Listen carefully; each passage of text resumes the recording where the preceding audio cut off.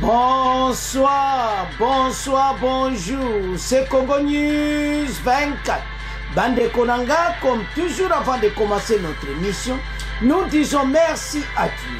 Nous disons merci à nos chers abonnés et téléspectateurs qui nous suivent partout dans le monde et en RDC.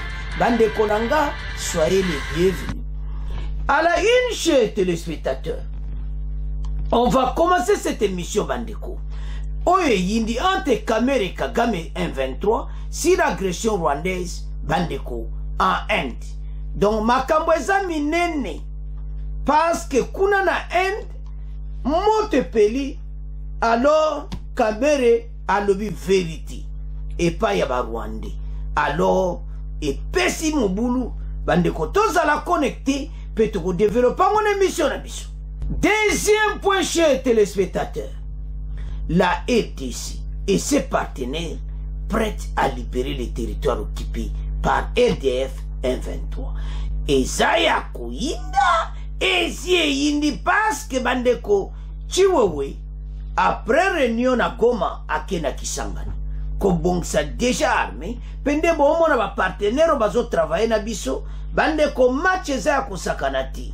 Donc Kalate Bandeko makamboza minene. Alors, tous à la connecter peut te développer mon émission parce que président rwandais mbala oyo ayeba ete biso toza prêt.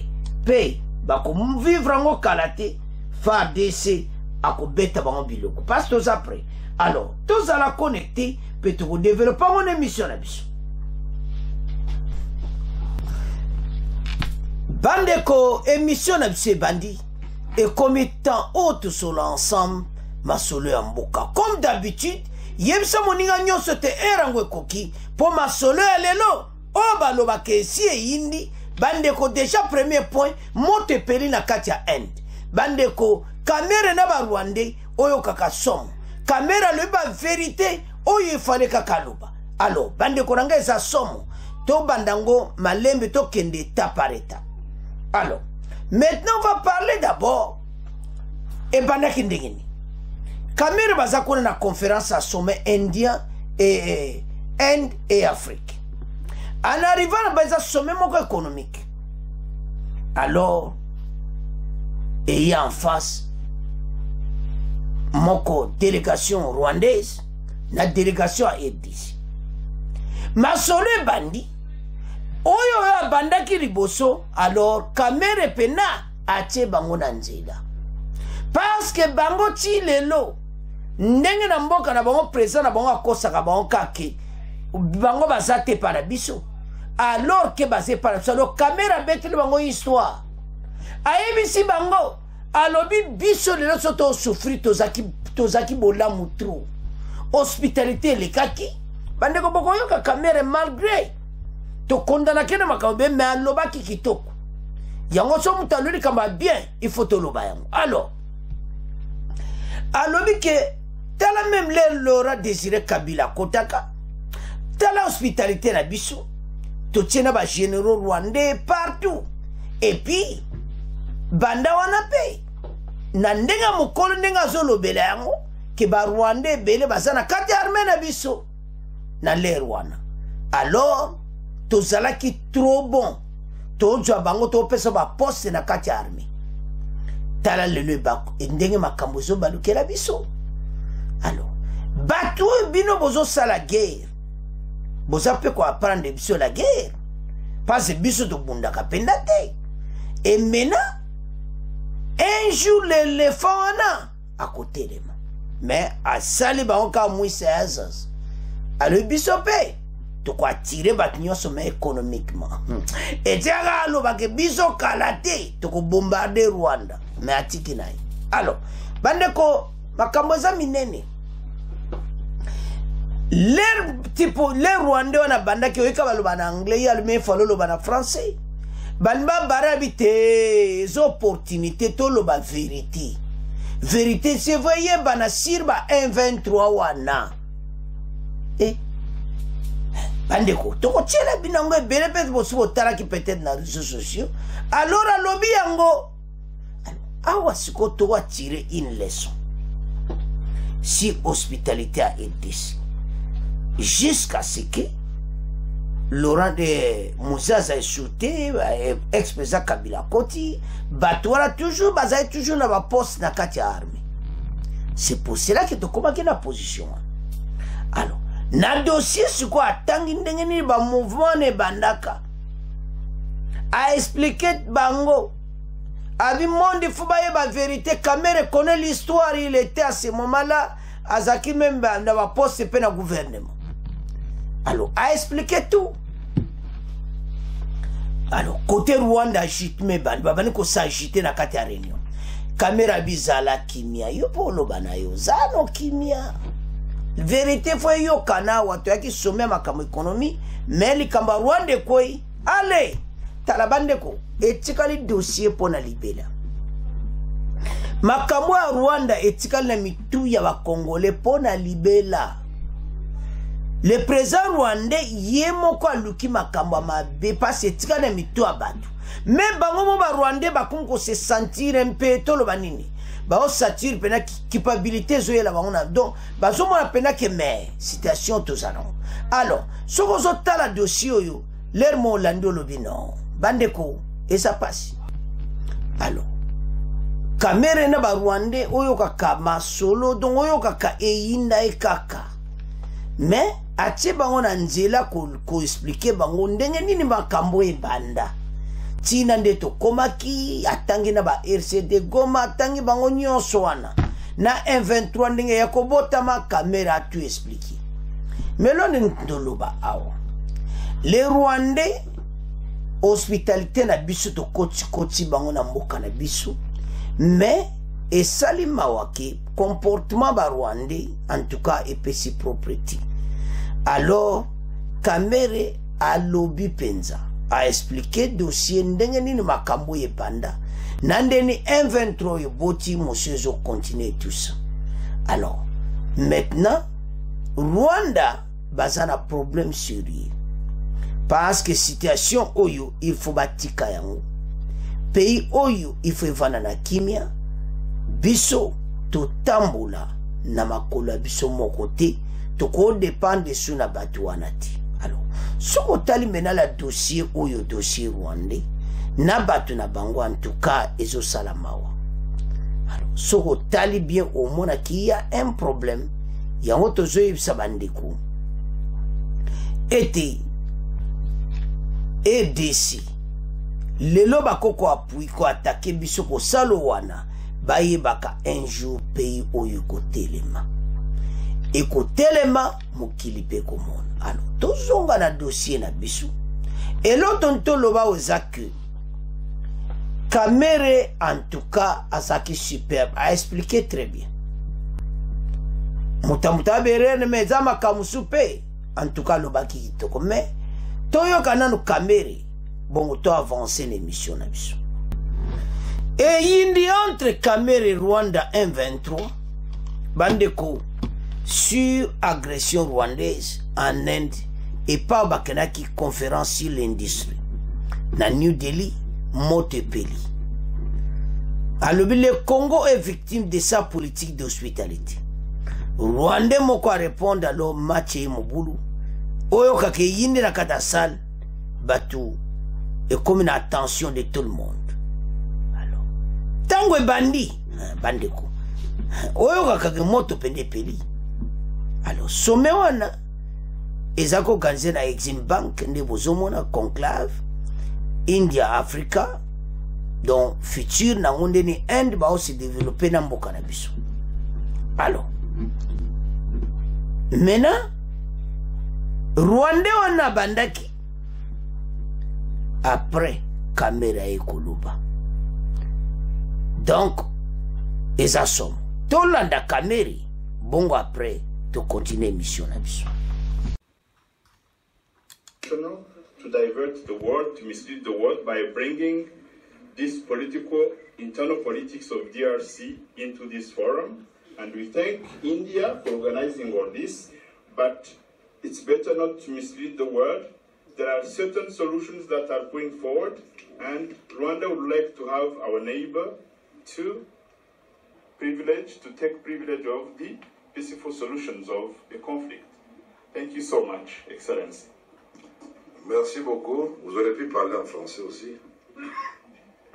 Mais je parle et j'entends l'anglais. Puisque j'ai compris que vous parliez pour vos autorités aussi, que les écoutes, que vous les avez défendues. Ça, je vous comprends bien, vous êtes dans votre rôle. Mais vous savez très bien que depuis 1994, s'est passé une tragédie au Rwanda, le génocide. Tous condamnés ce génocide en présence des troupes des Nations Unies au Rwanda.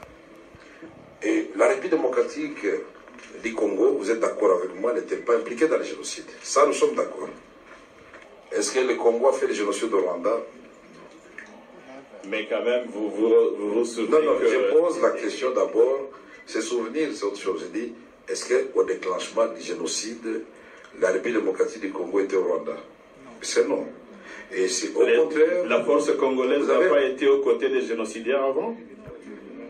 Non, vous savez que quand vous parlez... Madame, s'il vous plaît. Excellent. Vous savez que quand vous parliez, je vous laisse... Non, please. C'est très intéressant, madame. Vous avez peur de quoi? La vérité est claire, pas comme l'eau des roches. Tout le monde sait très bien que le Congo est victime de sa politique de l'hospitalité. Quand on a tué les gens au Rwanda, et quand les Tutsis ont voulu se venger, 2 millions de personnes ont traversé notre frontière commune. Je ne suis pas en train de raconter des histoires. Et sont venus dans les provinces du Nord et du Sud Kivu, en présence, s'il vous plaît, des troupes des Nations Unies qui étaient là-bas, qui auraient pu, à ce moment-là, séparer les civils et les militaires et désarmer les militaires avant d'entrer sur le territoire congolais. Et plus tard, à l'époque de Mobutu, on va organiser la tripartite Rwanda, Zaïre, devenir la République démocratique du Congo, et les HCR, sous le gouvernement Léon Kengo Wadondo.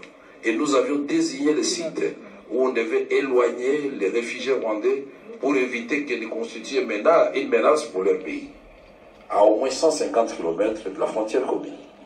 Et au moment de le réaliser, ce n'est pas la République démocratique du Congo qui a dit non.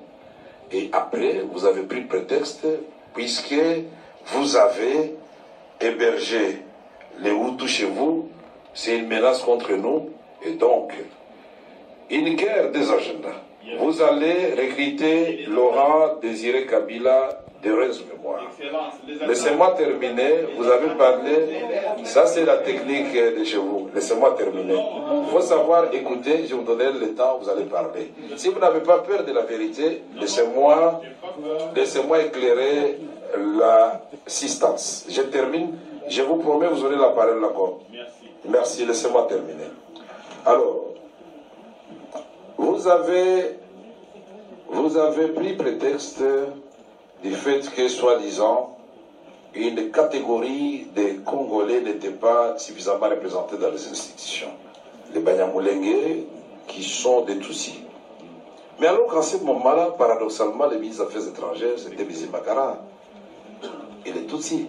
Et je peux vous citer la liste longue. Tous les services de sécurité, c'était les Tutsis. Les chefs d'état-major général de l'armée congolaise, non seulement Tutsis, mais du Rwanda, James Kabarebe. Qui peut être aussi généré au point d'un ressortissant voisin pour en faire son chef d'état-major général?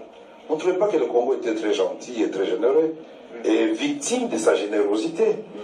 Et en 1998, le 27 juillet 1998, quand Laurent Désiré Kabila, lassé, la population lassée par des violations à répétition des droits de l'homme, des soldats rwandais qui avaient accompagné les forces de libération, il devait faire un choix.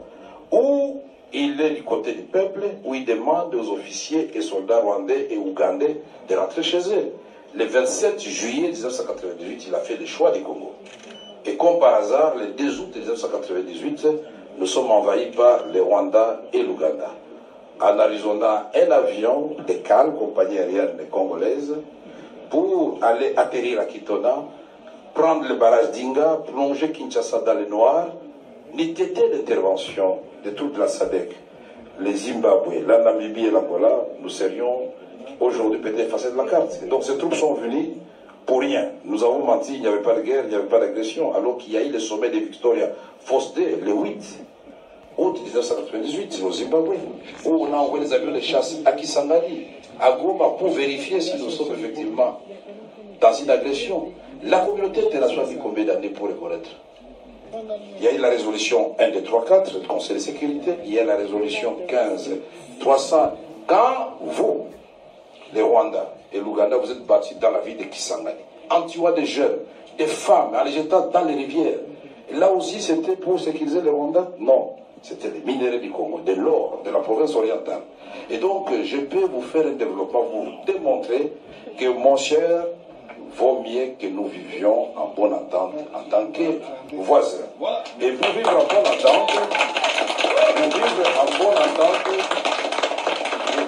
bonne entente, nous devons nous dire la vérité. La vérité n'a pas de lieu ni de temps. S'il faut dire la vérité en Inde, à l'occasion de ce conclave, il faut dire la vérité. Et vous voyez que des chocs des idées va jaillir la lumière. Je pense qu'en partant, vous aurez un message pour vos autorités pour dire que les Congolais veulent la paix. Mais qui veut la paix prépare la guerre, puisqu'ils n'allons pas accepter que nous puissions travailler. Faisons le développement, ne faisons pas la guerre. Développons la sous-région ensemble. Et pour ce qui se passe maintenant, pour terminer, les M23. On va commencer d'abord par les RCD, comment? Les MLC. Et l'Ouganda soutenait les MLC, les Rwandais soutenaient les RCD, c'est évident. Parce que nous avons eu l'accord de Sun City le 17 novembre 2002, devant tous les chefs d'État africains et la communauté internationale européenne. On a signé l'accord qui nous a donné, dit laissez là-bas. Laissez-les, Bouchiri. Et pourquoi vous êtes Bouchiri? Vous êtes agité pourquoi? Laissez, nous sommes dans le cadre de vigilance de la vérité. Vous appelez quoi? La vérité de notre côté, il ne faut pas avoir peur. Vous m'étonnez parfois. C'est l'occasion que le monde entier sache ce qui se passe à l'est de la République démocratique du Congo. J'ai dit, ce groupe que vous avez supporté, portait le nom de RCD et MLC. Et par la suite, comme une génération spontanée, on donnait naissance au CNDP, au SNDKMN, au SND national. Et puis finalement, le CNDP mis en déroute par la brigade internationale devient, après les élections de 2011, le M23. Et on arrête Bosco Ntaganda, Nkunda Fui, il est où? Il est au Rwanda. Et tout ça, donc, c'est du mensonge. Et finalement, après les élections de 2018, l'élection de Félix Tshisekedi, après 2 ans, on apprend que non, le M23 n'était pas totalement mort. Il vient de renaître de l'Ouganda et du Rwanda. C'est une rébellion congolaise. Et donc, le M23 est là, vous le reconnaissez. Alors, je voudrais terminer en disant ceci. En vous regardant dans les yeux, mon frère et cher voisin. Ce n'est pas Félix Tshisekedi ni les Congolais qui avaient dit que le Rwanda était en République démocratique du Congo. Le premier. C'est le rapport des experts des Nations Unies qui a certifié de la présence des troupes rwandaises. 2. Le monde entier vous conseille de vous retirer de la République démocratique du Congo réellement. Et nous allons, retirez-vous. Et moi, j'ai fait.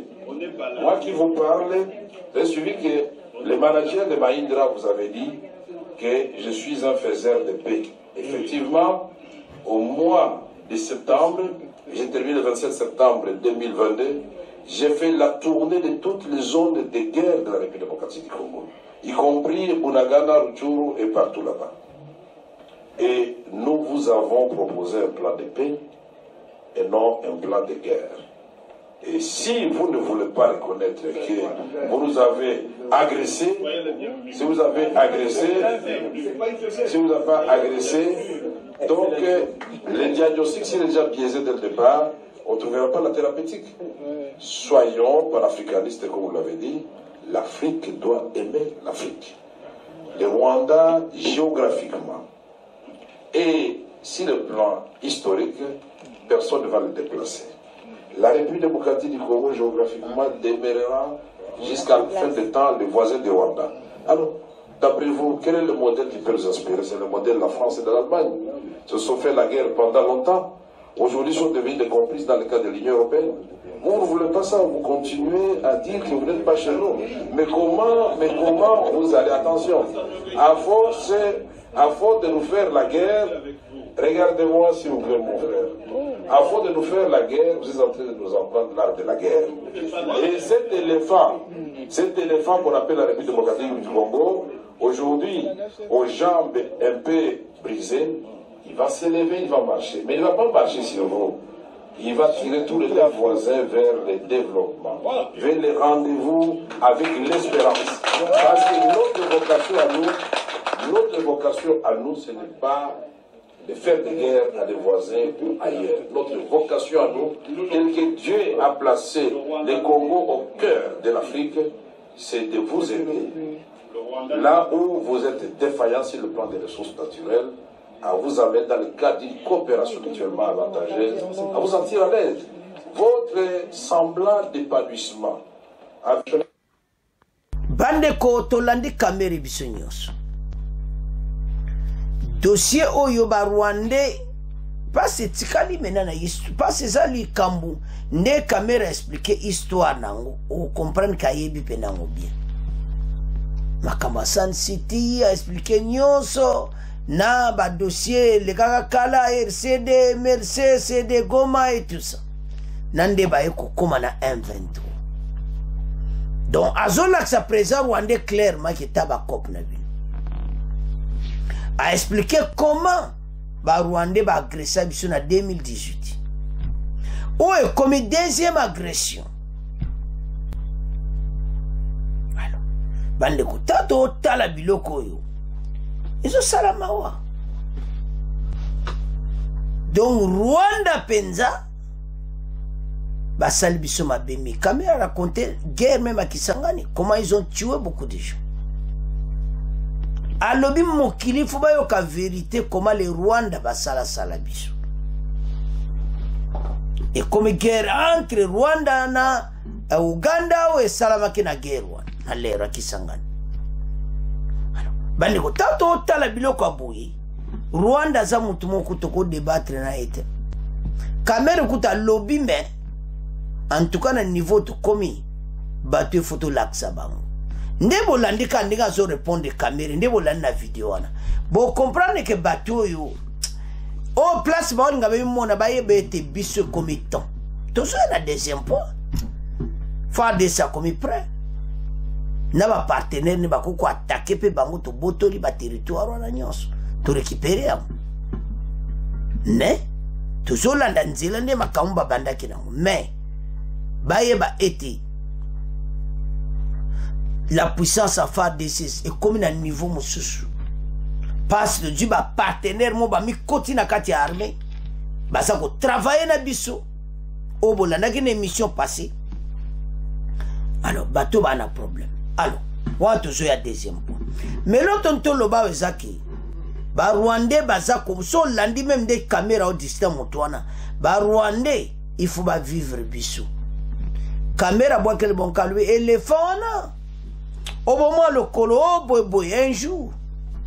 Après ba moi déviant comme moi mukemanga lo balika moi qu'un jour pe bo mona. Mais a bara au calendrier économique. Yango tozo loba. Bandeko tala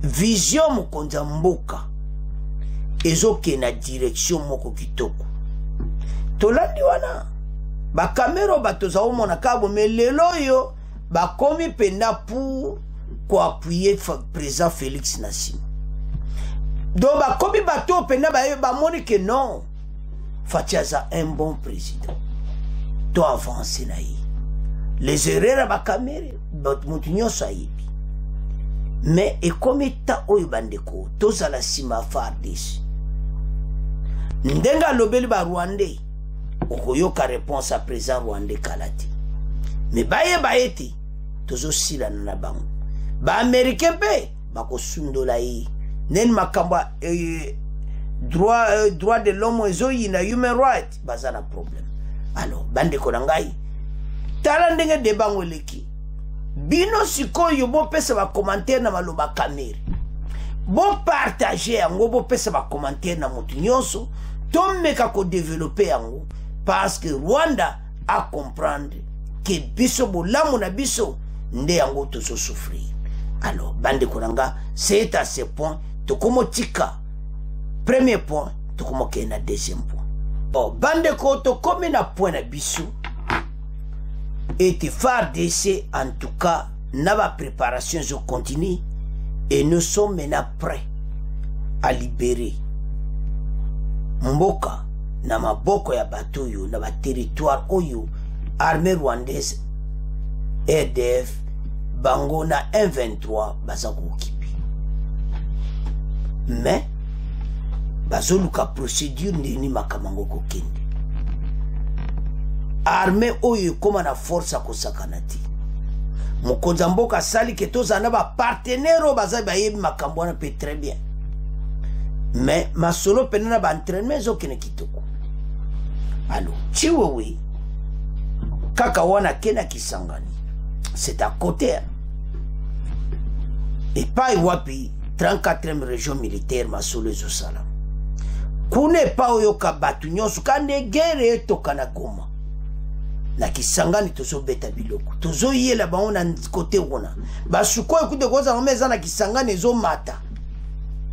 Ande ko bato ba ko vivre. Alors, à visiter, à tali, entraînement, place, les deux camps, où il y a l'entraînement, où il y a la formation militaire. Bande koza somo. Alors, si situation tout ça dans les accueils, va libérer Mboka. Na maboka batu. Parce que cantonnement, je ne suis pas sûr. Bateau va vous quitter quand même Minduki. Boye caméra lobia que boza ko apprendre sur la guerre. Boye ba que bozo la biso to kota c'est qui veut la paix prépare la guerre. Ba caméra ba yeba vérité makambo ezana mboka pour le moment. Notre armée bani pena ko zoami sisa. Na ba partenaire wana mindele bo mone ensemble baza ko pena ensemble ko travail. Et comme il temps yo biso to se préparer to bombarder bateau yo bakindi. Mais comment? L'engagement c'est soit qui truc na processus. Ce qui processus te on ça va congolais bo bangati. So ba attaquer Goma wa ko zo Goma ti. Eza blindé to ko l'accès na photo bo mona donc ko sakanate les pays eza na position de force. Sobo talika ka réserve armée eza na Kisangani place ba sala ba entraînement. Place oyo batie bango wana ba recruter sika baza ko entraîner bango ba wuti kitona musuba ye wana makambo eza minene. Donc un homme et qui bateau ba ko kabisote. Alors pour le moment bazo se préparer tu wa kepa mon ko lolo ntontoloba. Que la montée en puissance à FARDC et que ça la masolo peut te gagner bitumba oyo. Congolais tous à la sûr ce qui se passe pour le moment et que ce tika la histoire kalati. Bako kote la bango kakawana peut aussi la nina bango très très propre. Mais l'autre ntoloba pende le quoi ya te FARDC. Azala toujours na position wana. Alors totanga.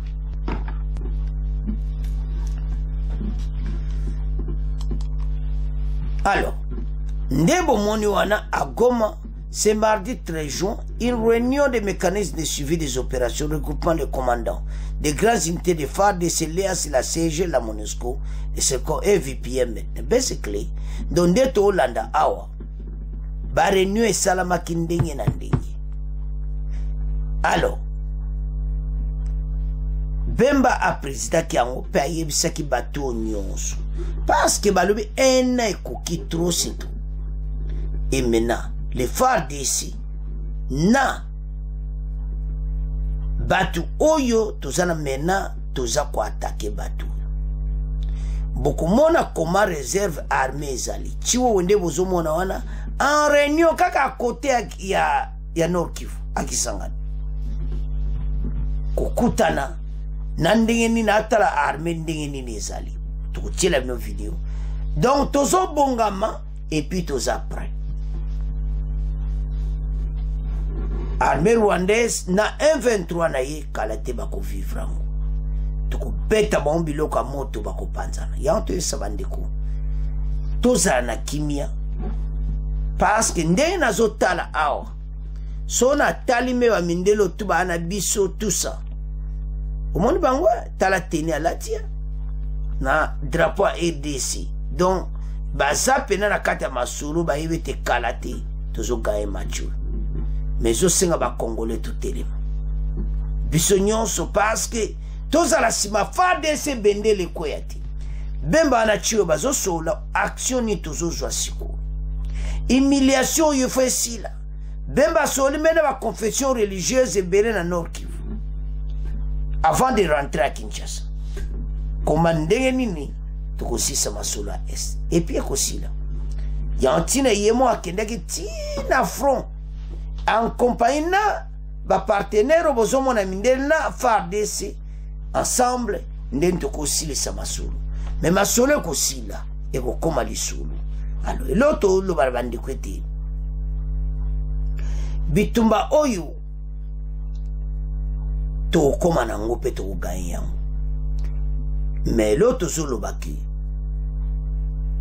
division eza kati so mpona makambo élection eza na distraction te bato bazowela baélection boyeba ete toza na grand dossier à l'est oyo bakonzi bavandeli ke likambo efo esila esila bandeko mbala oyo en tout cas bato bakobika te tokosilana na bango très propre la décision à Bemba et puis na chef d'état-major Tchou nde bozomona en alerte ba arme biloko tout est après alors bandeko voilà le dossier. La RDC, ses partenaires prêts à libérer les territoires occupés par RDF M23. Alors, tant que tout le monde a boyé, tu veux ma confirmer que salam. Mboka oyo peuple oyo fa bima place basana ruchuru basonga banda kuna bango. Makamwe bele salama ete territoire oyo ekoma libre na maboko ya ba Congolais elongwa na maboko ya bapaya. Voilà peuple paye asana posa ete salama bongo. Alors bandeko na ngai tomeka ko développer. Chers téléspectateurs, to tangi biso nyonso. Sota la situation o comprendre clairement ete FARDC boyebi ka kobongama mais nde na omona kaka bakompene après bazo lancer offensive. So kaka le 23 oyo soki epesi mbaye bakake bato oyo basina bango po sadek mpe badate na ye akokita yango wana président rwandais na bato na ye tu babakope na bango bayeba ete bazokoma na suka na makambo ekoma oyela bango deja parce que balukaki biso bamenasaki biso me lelo bazowanga na bolani me video wana end mais bayeba ete makambo ya bango eza da dévoilé na monde occident bakomolo bapolele ke bango agression rwandaise va retirer ba soldats va quitter la RDC. Effectivement ils vont quitter. Alors et l'autre tolo ba bandeko ça que armée et forme nango armée bani ko so ba position nango régalienne et bani ko so ba position nango pour ko défendre l'intégrité territoriale ya mboka. Alors bandeko soko zotala olobi Rwanda sakana biso mingi et lobi caméra lobi hospitalité na biso ya onde mutu komisi biso boyi tozai ko yamba to mais to kompe na suka. Alors bandeko tango bango bazo meka kabilo na bango renfort kibumba o renfort boy na boyi biso tozaka kubonga tabandeko toza mukonza mboka za sage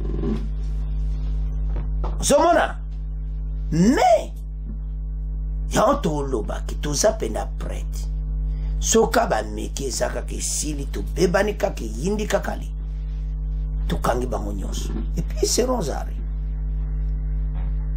makambo tozo loba bato ba yokoma na point ke ba mone ke a témoin effectivement pays oyo kozala jamais balkanisé. Les présidents rwandais na ougandais baza ba cop na bango bandeko mais ko simbati. Ba congolais baza na posa pays za la libérer bato baza dans le calme. Alors so tala tous ces complots ba komena suka. Ba stratégie mokonza mboka esimbi. Bato mayele sili bango bazoye ba position ti. Alors voilà dossier oyo sokotali au mona clairement ti biso pena tozo se préparer makasa tozonga na ndeto landi video wana chiwa kisangani tomeme na komanda Kenya moko wana ba Kenya bango pe bakene kuna baza ko aider pe biso na ba formation mususu donc biloko donc oyo kaka mokonza mboka nde ba okena makambo oyo pe yezo kena niveau kitoko bandeko lelo tozomona ngote mais ces pays et qu'on soit même la force militaire moko na Afrique centrale ba ko kabisuti Rwanda le razo bina mais le ba ko binati mais ndere tozotala so talika umona ke armée baso kuma prête pour tout lancer offensive bato ba vivre maso na bango M23 alors bandeko nanga voilà bandeko bon continuer ko partager bon s'abonner massivement au revoir. À la prochaine.